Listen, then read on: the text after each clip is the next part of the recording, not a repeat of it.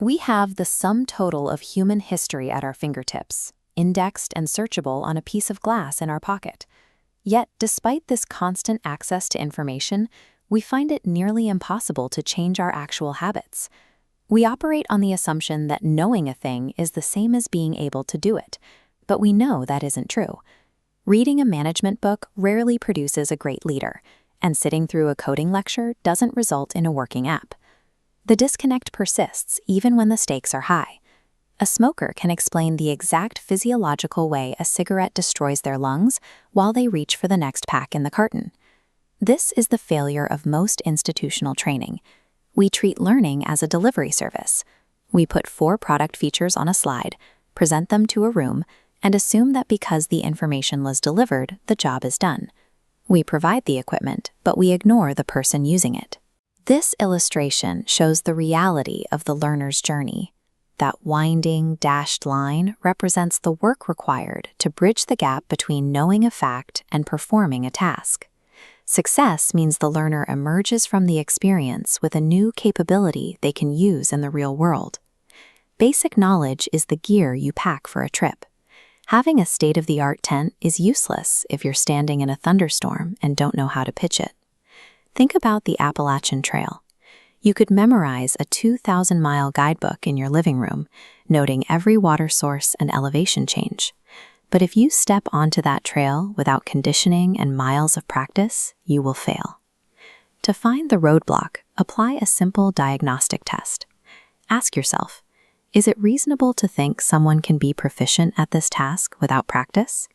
If the answer is no, you have identified a skill gap. This is why so many tutorials fall flat. We misdiagnose the problem. We give people highly detailed maps, when what they actually need is time on the trail.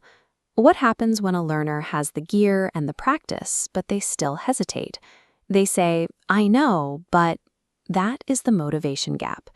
In a 2009 study, researchers gave participants workout instructions in a clean, legible font. A second group received the same instructions in a difficult, decorative script. Bizarrely, the group reading the hard-to-read font rated the physical exercises themselves as more difficult to perform. Motivation is fragile, and subtle design friction can kill it. Then there is the most difficult gap, unlearning. Mastering a task, like riding a bike, means moving control to a part of the brain that requires zero conscious thought. When you teach someone a new way to do a familiar task, you force them to fight their own neurological efficiency. When Tiger Woods rebuilt his golf swing, his performance suffered for months. He had to consciously suppress years of physical automation, which is exhausting. Unlearning makes people resistant because it penalizes them for their past expertise. It requires them to perform worse before they can perform better, and that requires massive motivational support to overcome. When you try to teach, whether you're a corporate trainer or a YouTuber, you are acting as an architect of human behavior. Your design determines the outcome. If someone is missing information, cache that data where they can easily find it. If they are missing a skill, stop lecturing and build a safe place for them to practice. Misdiagnosing a problem is a waste of resources. It's like trying to fix a tiny pothole by constructing a massive suspension bridge over it.